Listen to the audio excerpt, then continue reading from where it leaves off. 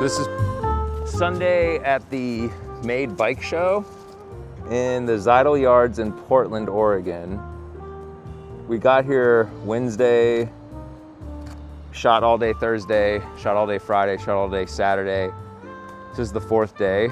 I don't know what number bike this is. I'm shooting a series of bikes this morning for Envy. They've sent a list of 10 bikes and I'm documenting them. They all have Envy product.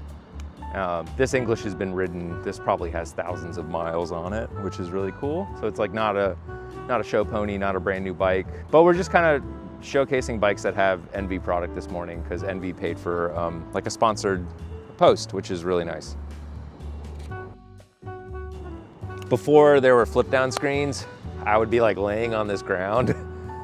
When I used to shoot at the North American Handmade Show, I was shooting with studio lights and it was like a polished concrete floor, and I would lay on the ground and shoot these low angles because the bike would reflect, and it was super, and that was like 2012 maybe, but it just kind of gives the bike like a heroic stance. You see it a lot in automotive photography, and the one thing I don't want to shoot a bike with as you would look at it. You see a lot of photos where people are just like shooting it at eye level, and photography for me is always about like changing the perspective of the camera and kind of elevating the presence of something. And this is also my morning stretch routine. This is kind of the hero, you know, it's really nice with the English too, because it's like a TT bike, and you know, you can I can almost do it. Oh, no. Oh yeah, so this was a Transamerica bike. So yes, it literally was ridden thousands of miles across the US. Normally I have the builder out with me, and I'm kind of a maniac. I'll talk to them about the bike, and for years I just never took notes and I just remembered everything. But my team has been like, you're crazy, you should take notes, it'll make it easier, and then I can pass the notes off and have people write copy for me. But normally Rob English would be here talking about the bike, what tube set he used. You know, this looks like it has a custom fork with like a head tube fairing. So just kind of move through it and get photos of all these unique details. And you're kind of documenting like yeah, there you go. You're documenting like a concept car almost, is a good way you could think about it. And that's what custom bikes are, man. It's like you have a very unique problem. Nothing on the market solves it, or use case or program or whatever you want to call it. And so you holler at a builder like English to make you a Transamerica race bike, and with an emphasis on being aero. And oh my God, there's like still food in the little kangaroo pouch bag.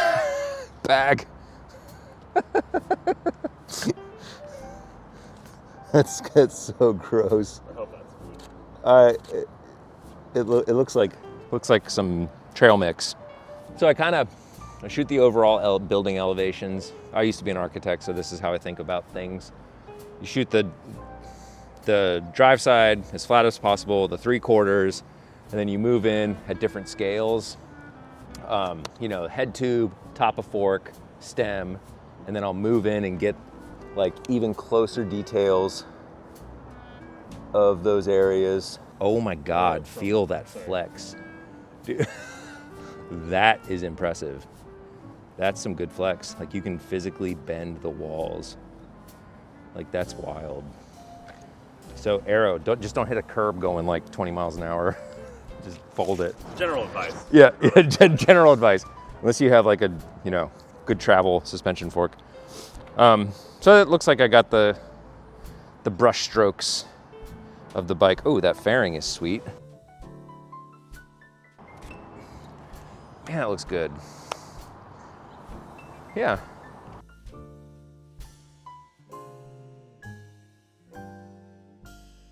Spencer just brought me this Hoff to document for the NV showcase. I'm gonna rip through this. I think I have like maybe 4 more to go, and then we're gonna sit down and do a recap.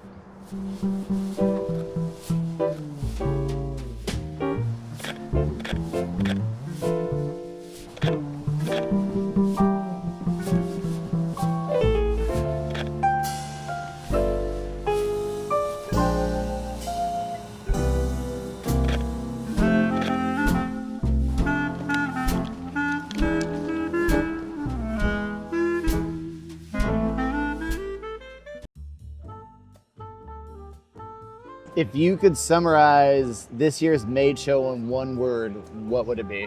Hot. It's hot. It's been no. Also, me. Yeah. Sparkles. Sparkles. So many sparkles in the paint job. I'm here for it. Yeah. I shot so many sparkly bikes. Whoever's selling Metal Flake must be eating good this year. Fast boat.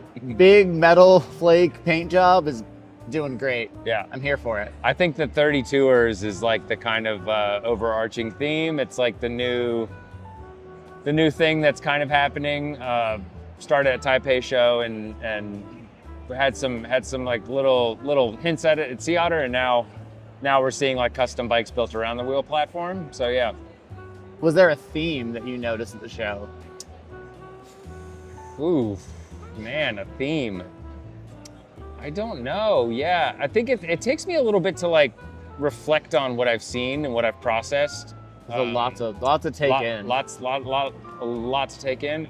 A lot of rim brakes. I think the theme seems to be more leaning on throwback kind of phenotypes, like a lot of cruisers, clunkers, rim brakes, porters. A lot of classic bikes seem to be having their like kind of modern renditions being made. That maybe that like a throwback, I guess, could be the theme.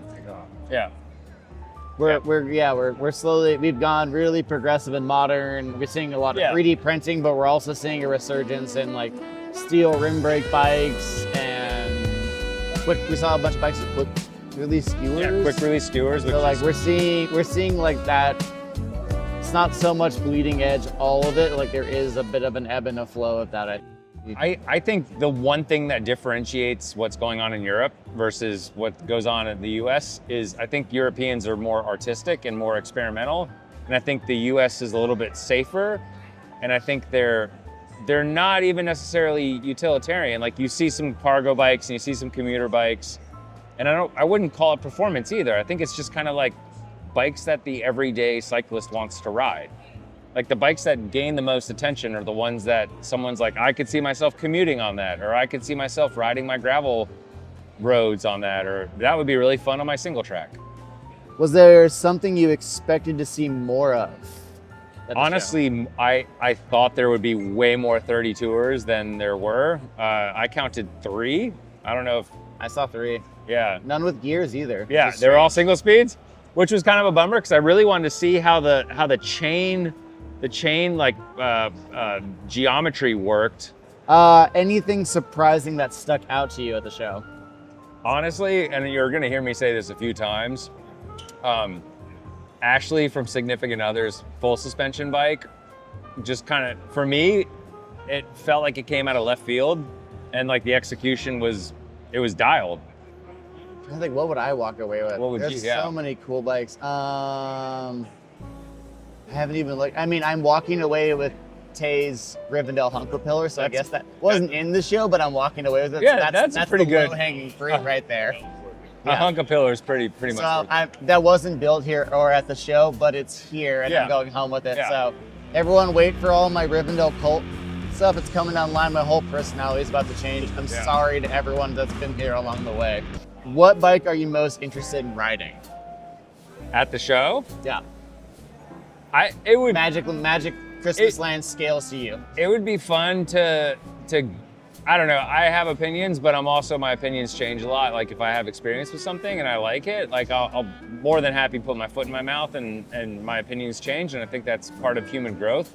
I'd like to try the Newhouse 32 or with drops. You stole my answer. It'd be cool to like with a dirt drop stem on it. It'd be a fun bike. Drops, but Yeah.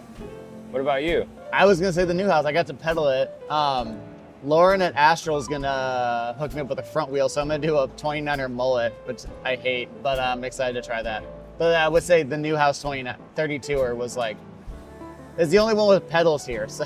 Yeah. But I'm super curious. Like I'm 6'1", John's 6'2". Like we're tall. Like 29ers even start to get kind of weird when you get to the stack heights that personally I prefer. And I don't think it's wild to think about 32-inch wheels.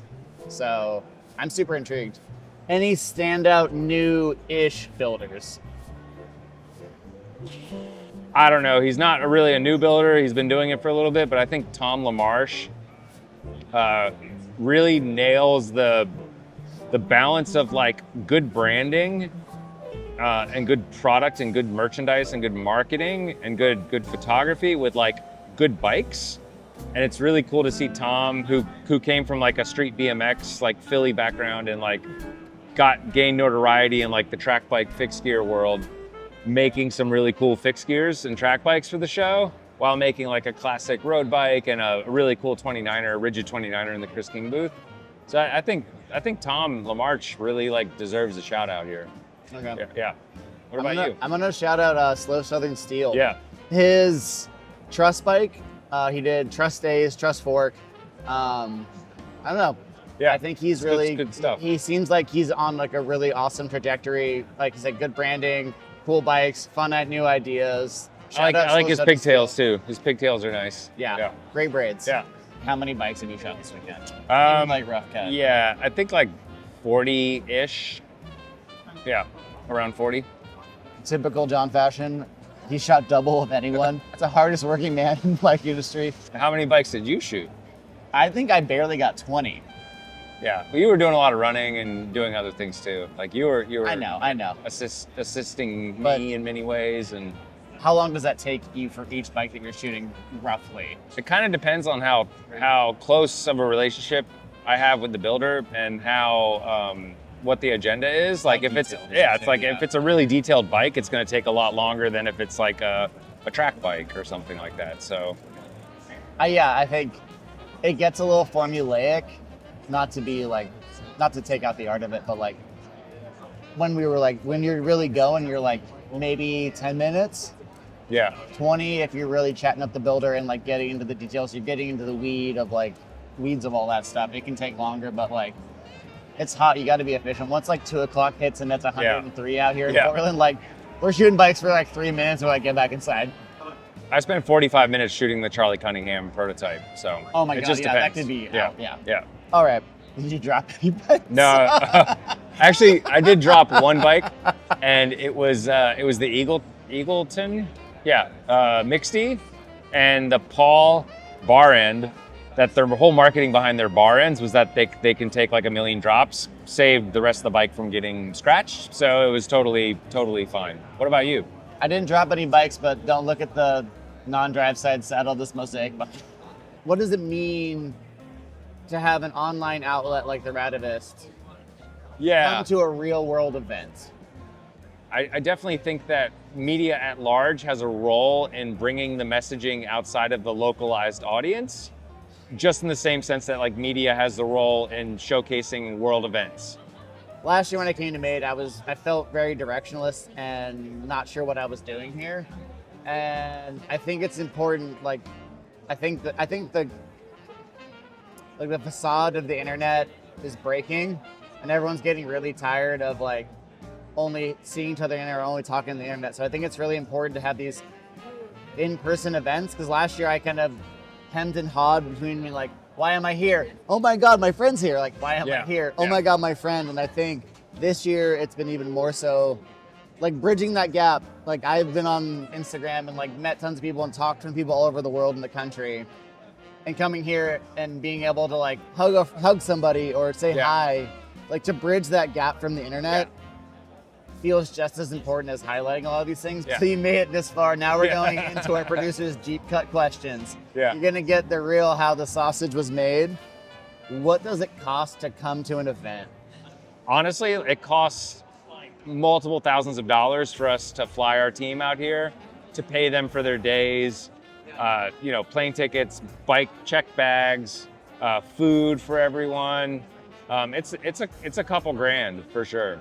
It's not cheap. Shout out Shimano. Yeah, shout out Shimano. So basically, like, Shimano stepped it up and they were like, you guys steer the industry. Your coverage is second to none. You've done a lot of really awesome stuff for us over the years. It's time for us to support you. And they stepped it up big time and they made it possible for us to be here. So, but another, like, a way that, like, getting a big corporate company to sponsor your coverage is great. Ultimately, like, it would be amazing if our readership supported us in a bigger way with our membership subscription signups. Like, if we could get like 5,000 subscribers, it would fundamentally change like how our company is run. Having more subscribers just means that we're less reliant on the macroeconomic fluctuations of the economy.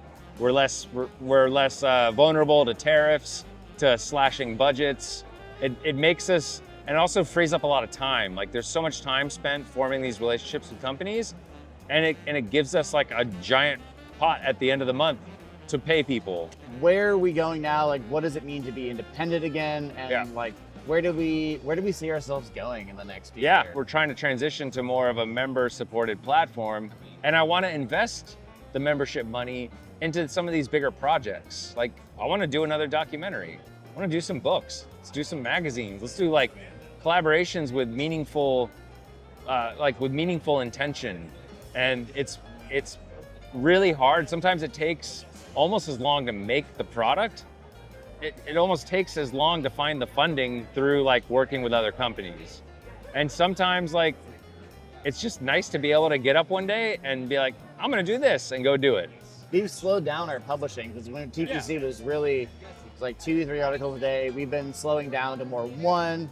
Yeah. We're hoping not to like stress anyone out or just like bogey anyone out with way too much coverage. So we've been slowing down. Yeah. Like in the reverse of this like infinite growth. Yeah, deal, yeah, like, yeah. We are actually trying to dial that back and be more meaningful in our coverage. Yeah. More like pointed in what we're focusing on as opposed to just spraying as much as we can. Which is why we're here focusing, like literally we're distilling an entire bike show into like 30 or 40 bikes that we thought were the most important and care about. Yeah. So like we want to do that with the grander scale of the bike industry, of the bike world. We're not really worried about traffic. We're more concerned with just making the best stuff on the web. And that takes time. When stuff is like rushed or you're on like a deadline, I think we've been doing it long enough to where we can still make it look really good. But like we want to put our best foot forward in everything we do. The Lowlife's trail organization post is kind of like more what I would prefer to work on and less like bike reviews. Just more cultural deep dives. What are you looking forward to for the rest of the year? Oh man, I live in Tucson, Arizona, so my season doesn't start till November. I'm gonna be running around. We're going to Bespoke Dresden. Yeah. I've never been to Germany. I'm real excited about that. I haven't been to Europe in like 3 or 4 years. Never been to Germany. I'm hyped about that. Fall and winter in Tucson is beautiful. I get to dive into all levels of riding out there, so I'm excited. I've got like gravel to like full suspension mountain bikes. I've got a lot of fun stuff coming. What do you got cooking? What are you excited about? Bespoke Dresden, and then Cari and I are going out to see Mondraker in Spain, which will be cool in like November, and then it's like December, so it's like kind of the year's already coming to a close. Time to come. We'll probably go out in the desert, probably go out to Death Valley and spend the holidays, but definitely looking forward to like riding bikes in the fall where I live. It's really beautiful. Yeah, just spending more time with friends and more time on the bike. So that's where I kind of have all my thinking time and come up with ideas and concepts for the next few years of content for the site. So yeah.